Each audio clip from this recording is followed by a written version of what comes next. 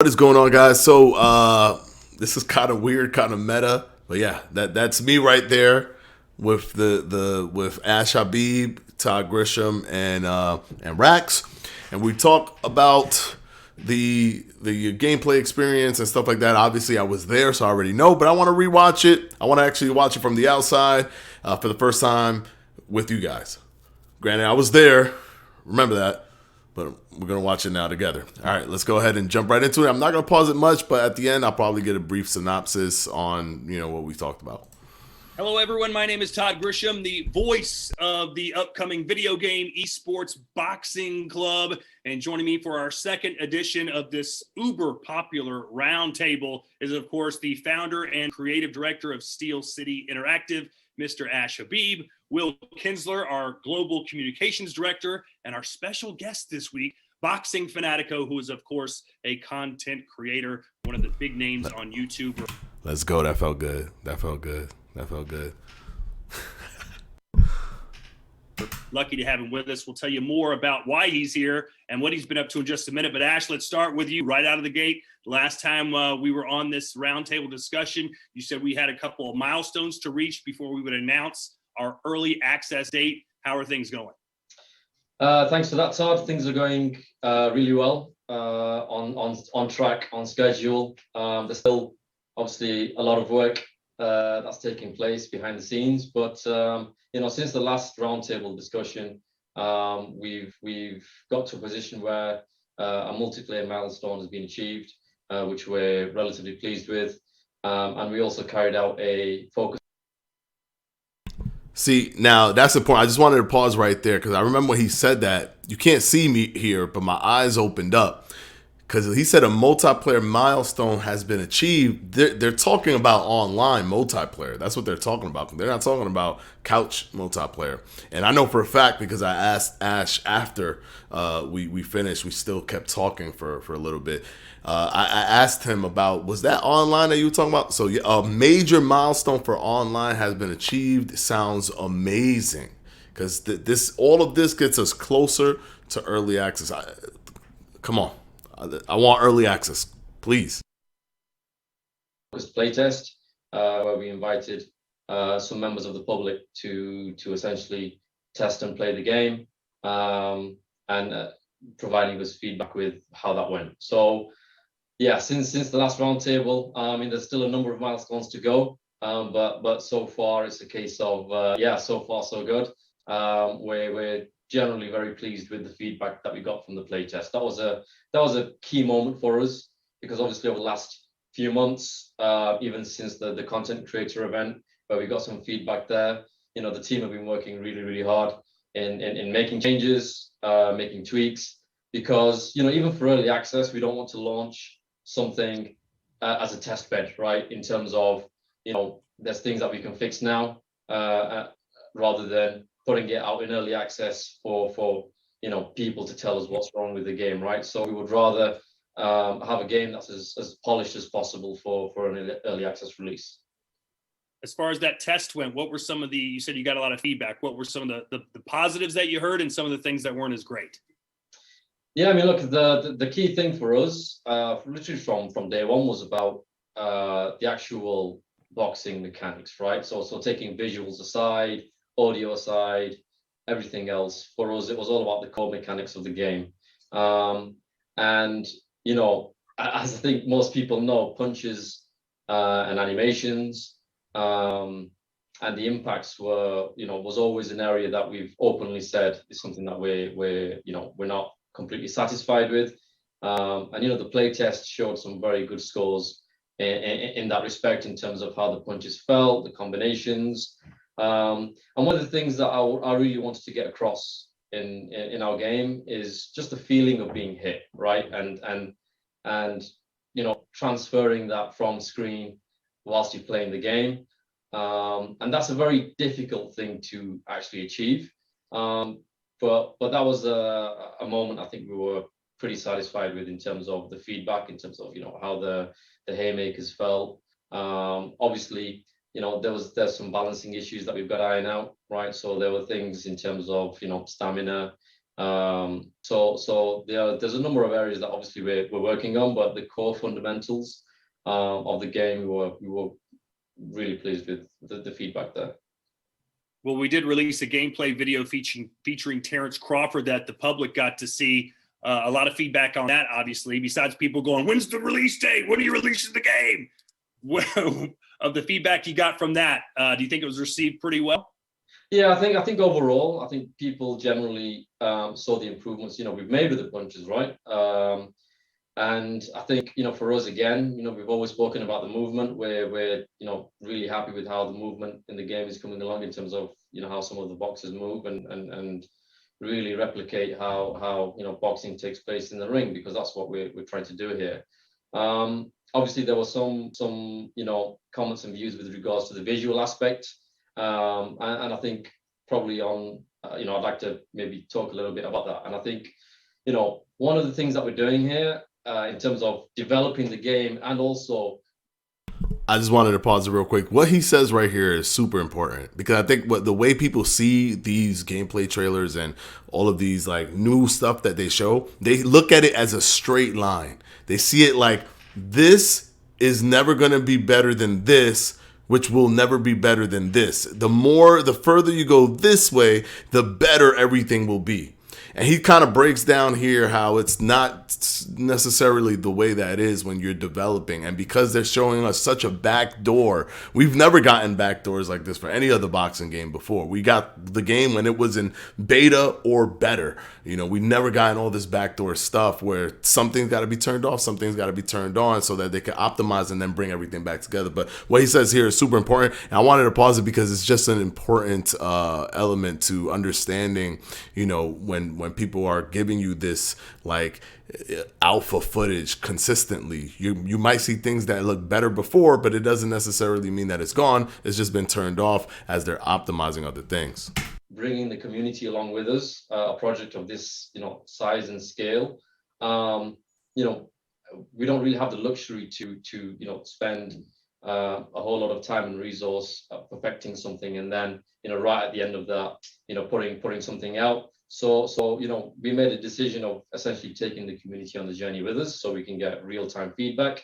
And sometimes as part of that process, we almost have to undo things or unpick certain things before they can get better. So the decision here was taken that obviously in terms of the arena, the venue that we used for that particular video, I think some of the comments were that, they didn't look as good as some of the other venues or the shots that we've shown. And I think it's a fair comment, it's a fair reflection. But again, it was a case of, we made significant improvements to that venue. But that was always part of the plan, right? And as I mentioned, sometimes we have to kind of take 1 or 2 steps back to really improve and go forward in areas. And rather than making the community or people wait until we had improved and perfected that venue, and then launching that, it's not what this is about, right? This is about us, keeping the community involved and updated as much as we can. And things aren't going to look perfect, right? But the key thing here is, anything that we put out, right? It's not finalized, it's not finished, and the comments with regards to the visuals, they were valid in that video, and we're an open and a transparent studio. So the next time I think people will see that venue, we'll be looking forward to seeing what the feedback like is there. Well, I know that the feedback was especially welcome from Will and Fanatico, because they were in charge of putting that video together. Will, how did all that come about? Yeah, so, obviously we've, over the last year released a bunch of different sort of styles of gameplay videos. We've done these sort of dev update videos where the format, a lot of times is either Ash or myself, hopping on, talking through, where we're at in terms of the game. And we wanted to try something a little bit different, highlighting, one of the fighters that nobody has seen before, right? So Terence Crawford, kind of, an important fighter in our game. And I thought, maybe it'd be fun to work with a creator on this one. Fanatico has played the game before. we can show high level gameplay between him and I doing that. And also, watching his videos, I know that he has a creative flair, has a ability to come in and add something unique to the video. So it was fun to Thank you, Rex. Thank you. It's really nice of you. Have him come out. He was here for about 5 days. We worked on the video. We played a lot of matches, obviously, during that time as well. And yeah, it was a great time, and it was a fun collaboration. And I'm really happy with how that turned out. Fanatico, take me through that process of when you got the call. I know you'd been there in March for the creator event. How did the game play compared to then? Take us through that whole process. Yeah.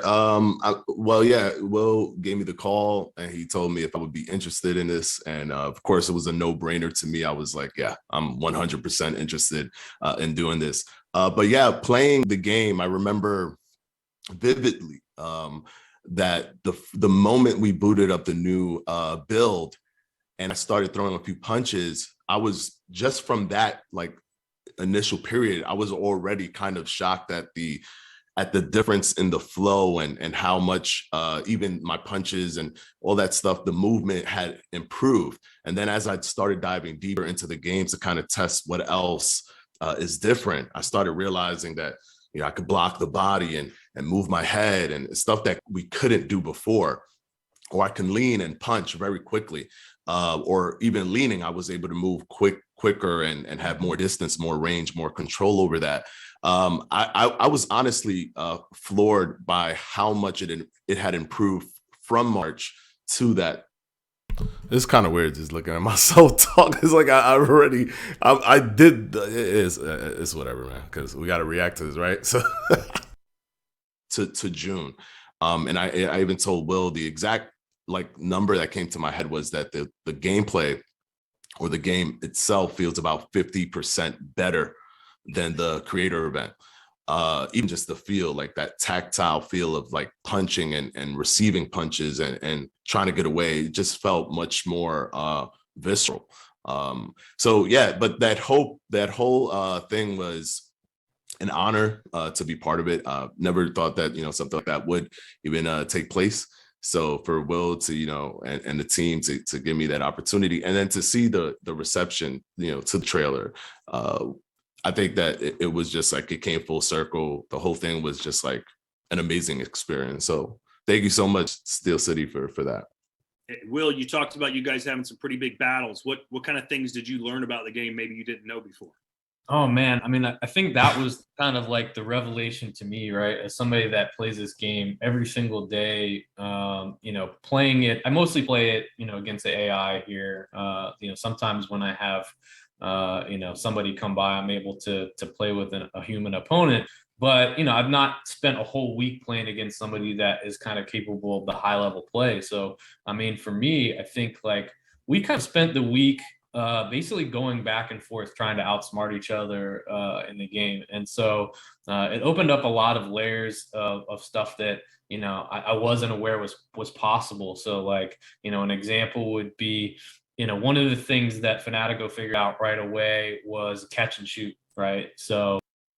Oh yeah, I was going ham with that catch and shoot, man. I was catching, boom, and coming back with it, and it gives you a counter. So if you time that good, you get a counter off of it. It's beautiful, man. It's beautiful.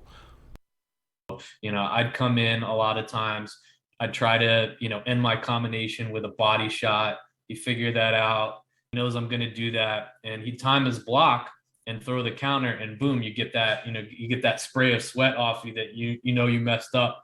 And he was doing that to me in a bunch of the early matches. And so, I was having to figure out, okay, so, what do I want to do about that? Well, there's so many different ways you can approach it.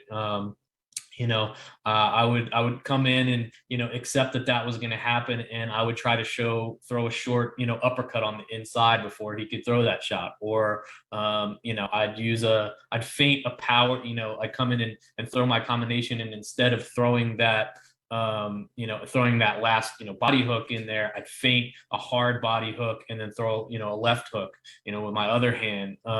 So there was just, I think, I don't know, what do you say, Fanatico? We got like 7 or 10 layers deep in like trying to outsmart each other. One thing that Rack said was, and I think I believe this, was that I don't think anyone in the world has ever seen the game being played the way we were playing it.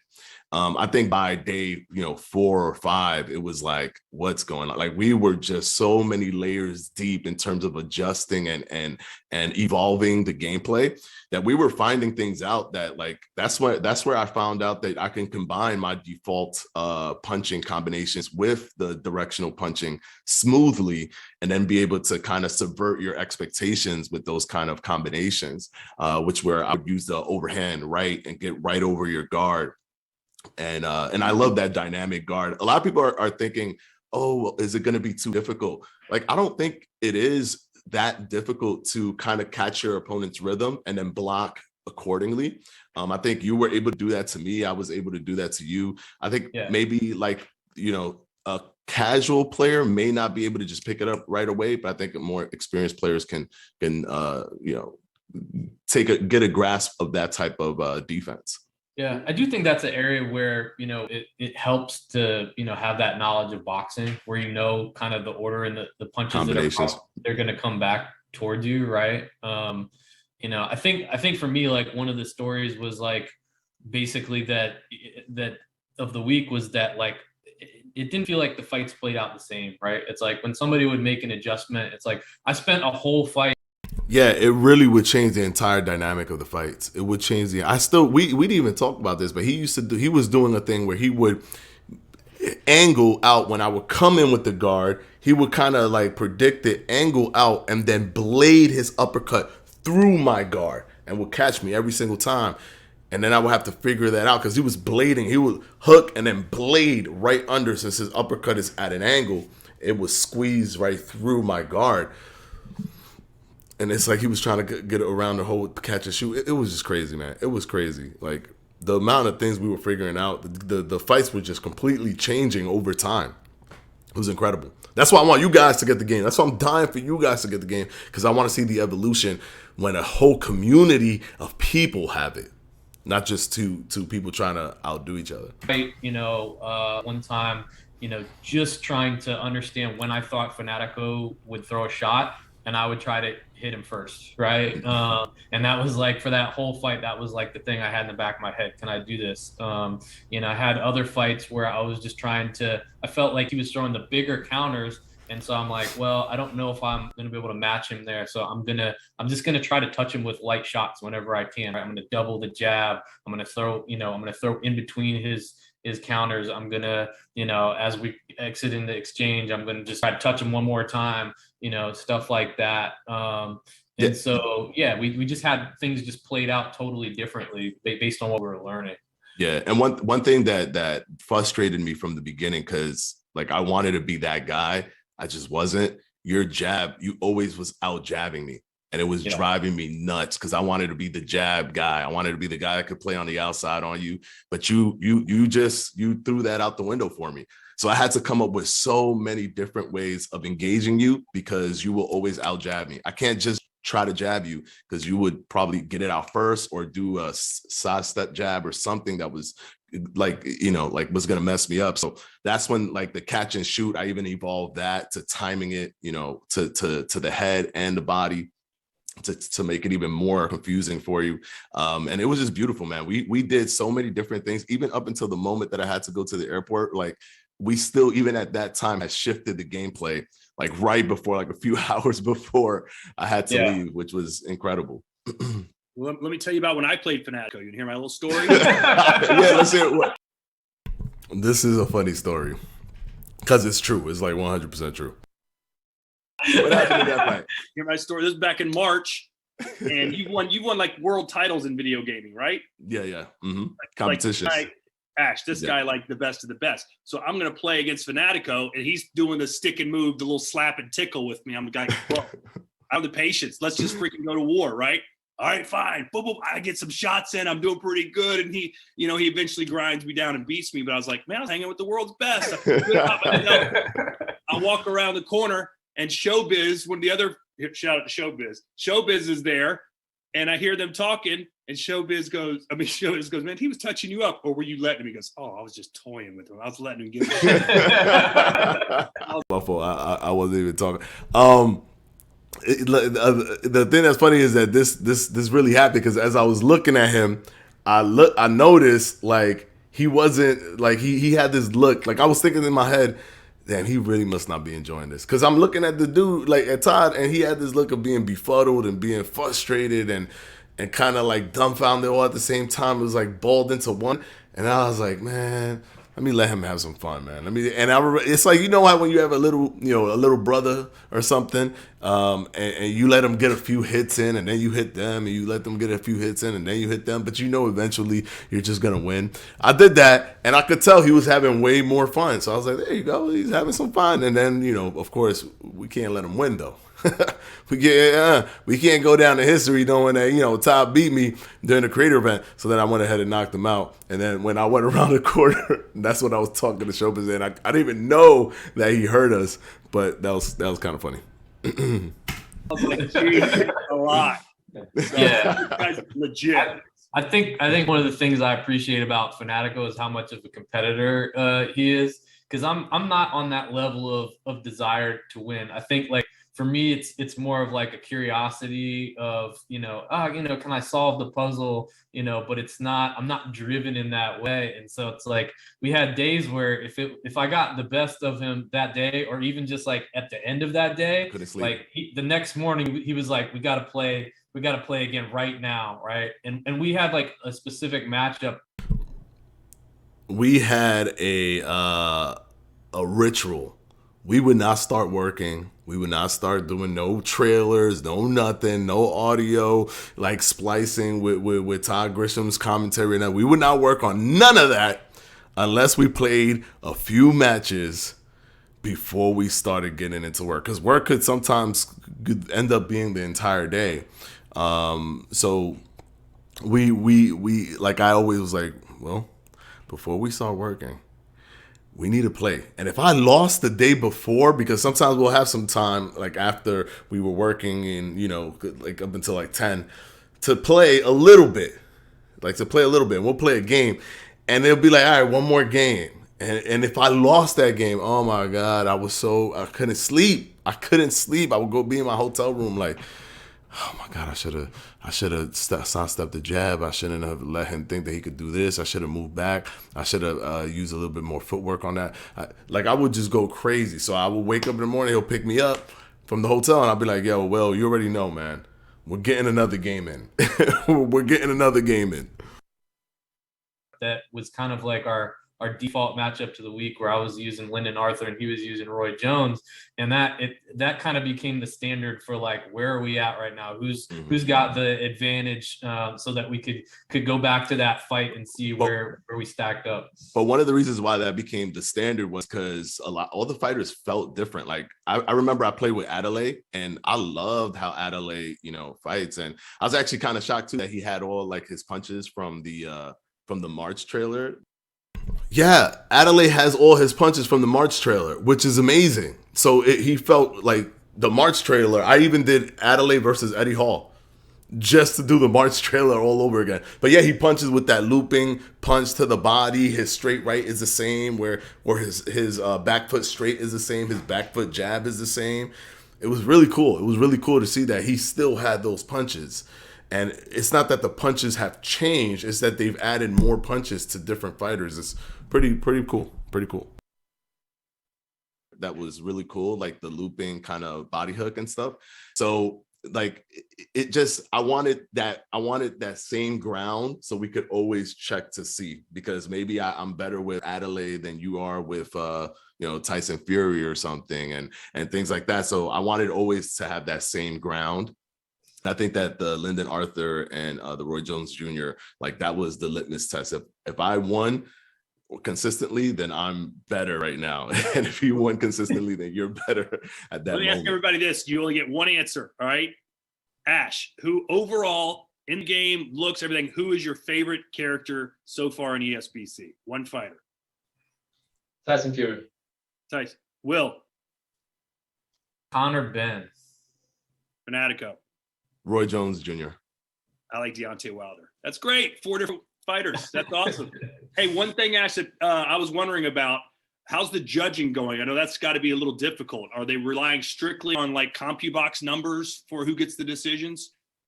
So judging, we wanted to really expand on the way the judging system works in ESBC. And we've done that by giving judges essentially personalities, right? So you'll find judges that will score for accuracy. You'll find judges that will score for the big shots, right? The more eye-catching shots. You'll have more balanced judges that take everything into account. And there's one or two other scenarios in there with regards to how the judges can score. And what we found based on the feedback is that it's working out pretty well.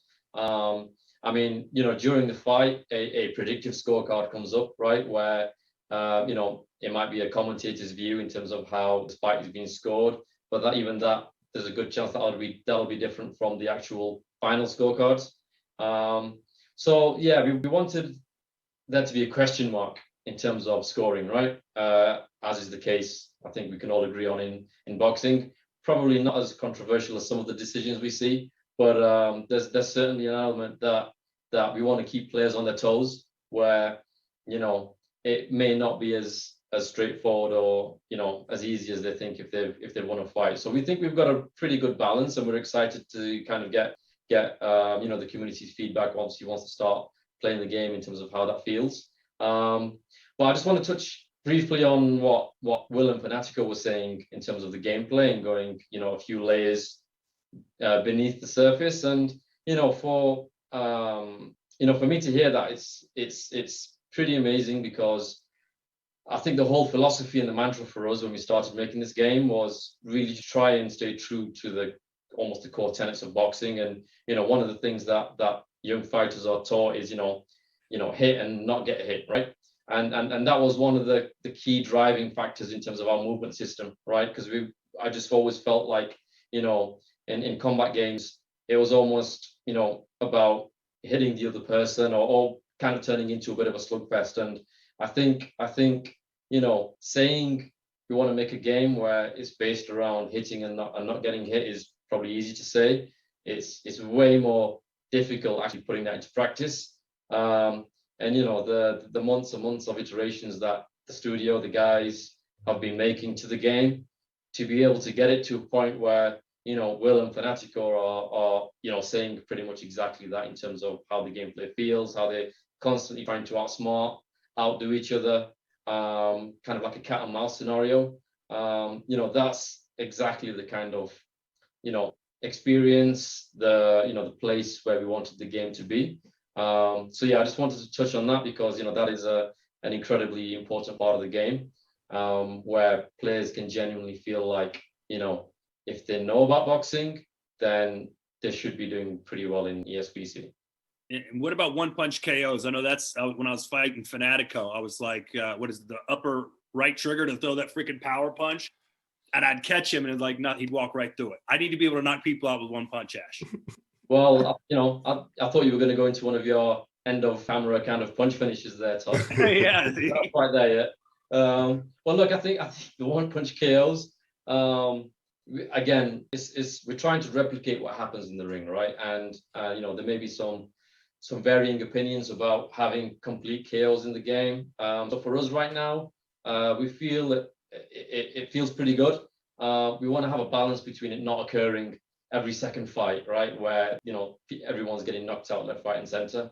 So we're just trying to find the right balance between how often somebody does get knocked out in the game completely. Because it's a hot topic right now, and I'll be interested to hear what our community thinks about complete flash KOs, right? I mean, there's talk of some people that in terms of competitive environments in esports, complete flash KOs should be disabled, right? Because if you're in a final and you've just been knocked out by a a KO in the first 30 seconds, how that's going to feel as from an experience point of view. So, we're essentially, that's an area that's, we haven't finalized, but we feel like it's in a pretty good place right now. We only saw one the whole week that we were playing, and it actually ended up being kind of a bit ironic because we were doing Deontay Wilder, I was controlling Wilder, and Fanatico had Tyson Fury, and of course I wanted to use Deontay Wilder and see if I could knock him out. And about halfway through the fight, it became really clear like I'm not going to win this fight on the scorecards. So I was looking. Yeah, I made that look like a mismatch. Like that what I mean. But it could be that he was going so hard with that right hand that I was just tagging him and moving and uppercuts and just dancing around and doing whatever I wanted. I think that's why. But like he just said, "Oh, I'm gonna go hard with this right hand to try to get him out of there." And the funny thing is, he wanted that one punch KO, and I ended up getting it. For that one big punch, and what ended up happening is maybe around 7th or 8th round, I got hit with a one punch right hand counter, and the fight was over. And I was like, "Well, there's our one punch KOs, man." One of them. So at least in the amount of fights that we played, it kind of felt like it's in a good spot now. Hopefully, get into early access and people will let us know where it's at. But yeah, I think from my perspective, like, yeah, it's a part of boxing, right? You just don't want it to happen too often. Fanatico, what's your biggest complaint about the game right now? We got to take the bad with the good. What's your biggest complaint? Obviously, like some of the like glitches were a little bit annoying, but I don't even think of that as like something that I would have to even think about. Right now, obviously the punches could probably still, get a little bit more improved, but they're much better than they were before. It's hard to say. I did enjoy most of what I experienced. I want to see it like completed, like a completed thing where, Kenny Bayless is all like super involved and everything. But right now, if I had to pick something, probably still maybe the whole leaning and punching at it while being in that angle. Probably that's maybe the only thing I could think of.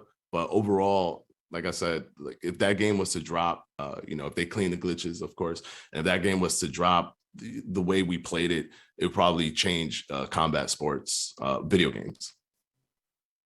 And I stand by that. That game is deep, bro.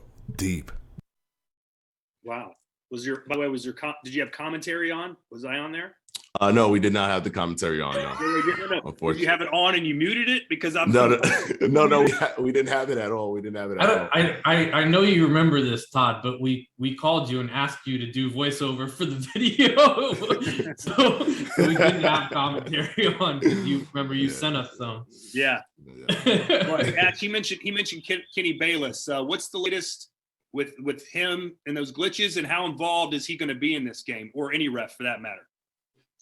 So I think as some people may have seen, Kenny was in the voice recording studio doing some lines for the game. So right now the referee in the game is an area that needs quite a bit of work. So we're not satisfied at the moment in terms of how the referee's working right now. But in terms of interactions, there'll be referee coming in to take points deductions off illegal blows, through to checking a fighter's cut, or checking a fighter's if his eye or her eyes closed with bruising. So there will be some significant referee interactions, and obviously a lot of that requires quite a lot of work from the team. So whilst we're happy with the direction we're taking with referees, there's still a lot of work to be done, because I think, as probably most people can see in our videos right now, the referees either just stood in the corner or just moving kind of like in maybe in weird angles. So that's a big area of improvement for us to get towards early access. Well, speaking of being more immersive in the game, I know at one point you talked about maybe for elite level video game players, maybe creating a more immersive mode in the game. Is that still happening, and what would that look like? Yeah, I mean, again, that was one of the core almost philosophies of this game early on, in that I wanted this game to be again, bring that player into that, have that immersive feeling where they feel like they're in the ring, they're experiencing everything apart from getting hit in the face, right? That's the level that we wanted to try and hit. So the immersive mode, you know, is still a work in progress, right? But currently, we've done an immersive mode which removes the HUD pretty much entirely, where you know you don't even see the round timer, right? You don't even see the which round you're in, because again, you know, in boxing, a fighter.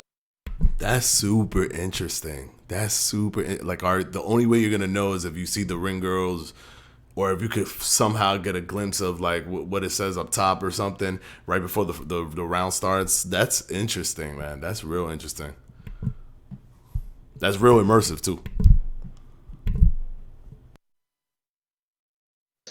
You know, they don't get a clock that they can you know look at, and you know, you hear it even in between rounds, right, where a fighter sometimes asks what round, you know, what round is it, right? And for us, it's almost trying to find that balance between, you know, having a really immersive kind of mode, but you know, there's levels that I think are going to require a lot of balancing. And again, you know, I'd like to hear what the community think about, you know, that aspect of what we're trying to do.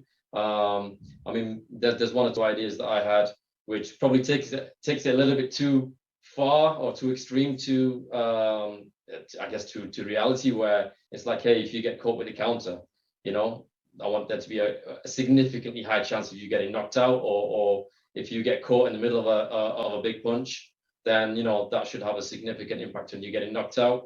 But again, it's just about balance, right? Where we've got to balance it between, you know, what takes place in real life to what is actually enjoyable to play. So, you know, our immersive mode, compared to, you know, the standard mode that we've got, we just want to get that right, strike that right balance. And again, you know, this is an area that we'll be looking to the community for as well in terms of feedback. What are your thoughts on that, Fanatico? I think it's awesome. I'm one of those people that I do like that feeling where I feel like it's if I'm watching the fight or I'm part of a real fight. And if you can get as close to that as possible, it's always going to be entertaining for me. Those kind of things entertain me. And I'm sure that a lot of people in the community as well, because I'm always interacting with the community, that they appreciate that kind of stuff. I think, yeah, you can definitely do that. And if you have like a separated thing where even with online, in terms of that stuff, we're going to get fights that probably are more in line with what we're looking for in terms of people wanting to go there and box, as opposed to getting in there and meeting a spammer or something like that, which normally happens if you just go into regular online modes.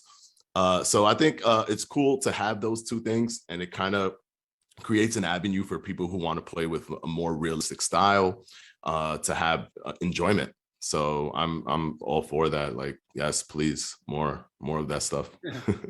All right, Will, I guess this about wraps it up. Is there any other thing coming up on the timeline that we can kind of tease for our fans that maybe they should be looking forward to? I don't know. I mean, I think breaking news. Give us breaking news. We'll see. I mean, I think, we're trying to put out content more often. I hope people are recognizing that. We're going to keep doing these roundtables regularly. On that note, this specific July 2022 is the most chock full month for ESBC in terms of like things that they've dropped. I think we got in like 4 to 5 renders of models, of fighter models, plus a trailer, plus the dev roundtable. This is unprecedented. We have more things per week for this entire month of July, which could mean they're ramping up into early access. It could mean that for like 100%. Regularly, we've got the renders coming out of the fighters every month. We know people want to see more gameplay. We do want to show longer, sort of extended gameplay. We're working on it. We're trying very hard to get there. Overall, we really appreciate people being like super patient about all the things that, that they're waiting for, whether it's seeing longer gameplay or, wanting to know what the date is. We're excited for that stuff to happen too. We just want to make sure that we do it in the right way. And that when we tell you a date, that we also are right about the date. That we're not coming back, one more time and saying, just kidding, guys. But so, yeah, I mean, hopefully people will, keep giving us feedback on the content we're putting out. We're definitely reading that stuff and thinking about it as we go to make the next piece of content we're releasing. All right, Ash, you're the founder of the whole company. I'll give you the last word. I suppose, yeah. I mean, look, I just want to say thank you to the community for the feedback that we get. We go through, what you guys say with regards to what we're creating here, because again, I've said this, a few times before that, we were the community as well in terms of getting this game off the ground, in terms of making this for the community. And that philosophy is still the same today. We're delighted with regards to how the development has gone. We're delighted with a lot of aspects in the game, but we want to still kind of remain true to our our indie studio core, right? Where we're doing things like this, where we've got Fanatico talking about the game here, and getting involved with the community, because this game has also been built up by the community, right? So that's not about to change anytime soon. So for me, it's just a thank you for the community's patience and the support, whilst we're trying to achieve what I think a lot of people said was impossible 2 years ago, right? So those are pretty much the final comments from me. Yeah. All right. Well, hey, we mentioned Terence Crawford's video that we released. We also announced that Ryan Garcia is going to be in the game. Fanatico, I know you love him. I think one of the toughest jobs, other than Ash's and Will's and maybe mine, is that these guys are going to have to give the attributes to these fighters. I mean, Fanatico, who should have faster hands? Roy Jones, Sugar Ray Leonard, or Ryan Garcia? Oh my gosh. That is actually kind of a tough question, because Ryan, you didn't see the phantom punch from Ryan Garcia, that left hook. Everybody thought it was a delayed punch reaction, but it wasn't delayed. It was his left hook was so lightning fast that the camera, that camera in normal speed didn't catch it frame by frame. You would have to watch it in slow motion frame by frame, which is unbelievable. But yeah, this was a tough question when you asked me. Oh my gosh, they're all. You know what I mean? How do you? Yeah, that's hard. That's hard. Yeah, I would probably say, probably Sugar Ray Leonard, but that's just me. I don't know. Like somebody might have a different opinion. Yeah. Well, maybe Roy Jones, just because his arms are so longer, but he can still get there so quick. I mean, that guy, best fighter I've ever seen in my lifetime, Roy Jones Jr. I guess what. Pretty safe bet. All right. Hopefully we can do this again soon. Fanatico, thanks for joining us. Will, see you next time. And Ash, you better hurry up and release that damn date. You hear me? Are we done, or did they add a release date? I doubt it. Just social media stuff. Additional info. What? I can't beat the damn computer I played last night. I can't win. You can't. No, the computer is actually was pretty hard. It was kicking my butt day one, but then I was kicking his butt. I'm not even on pro. I'm on like amateur. No, it only kicked my butt. It only kicked my butt day one. After that, I put it on the hardest difficulty I could beat it. But you just got to get the little rhythm to try to get it. Because I'm going to combination. He's hitting me too, and he's for some reason he's always got more power and more stamina. Oh yeah, that's true. That is a thing that they do have. Yeah. More power, more stamina, more health. We're making him harder, right? At the moment, I'm not happy with how the AI is playing right now. So there's a whole lot of work actually taking place in the current sprint, where the guys are, for me, the max difficulty should be almost unbeatable, and right now I can beat him pretty much every time. So you can. Why are you acting surprised? I beat you. Yeah, I think it's too easy. I think it's too easy right now. Yeah, it is. It is pretty easy. All right, I think that's where it ended. All right, so wow, that was cool. That was a nice little moment to see me there with those guys. Let's switch over to here. I'm just gonna go ahead and end the video here because this videos are already at 44 minutes. But thank you so much to Steel City Interactive for all of this. I think that kind of concludes the whole journey of that. I'm definitely going live August 1st for the monthly wrap up. So be there or be square. Do people still say that? Well, be there or be square, because when you get there, we could talk and you could ask me questions, because we did so much. I may have forgotten certain things to talk about. And if you remind me about a specific subject in regards to the game during that build or playing that build, I might remember there and be able to communicate that to you guys. But it was an awesome experience to work with these guys. Working with Steel City Interactive was just absolutely amazing. They're awesome, super creative people, and they care about the product. That's one thing that the energy I felt was they really care about the product, and it was awesome hanging out with Will. Will is like one of my favorite guys for sure. All right, guys. Cool. Hopefully, we got a good amount of information I learned from that in terms of online and stuff like that, and how the referees' interaction will be. But let me know what you guys think down in the comment section below. Once again, thank you, Steel City Interactive, for having me be part of this entire project, and thank you to you guys for the Boxing Fanatico community. I'm getting choked up, I guess, because without you guys, none of this would have been possible. If you guys didn't come in here and build this community, I wouldn't have gone over there. It was because we built this positive and large community behind the information of the game that even any of this was possible. All right, guys, I will see you in the next one. Peace.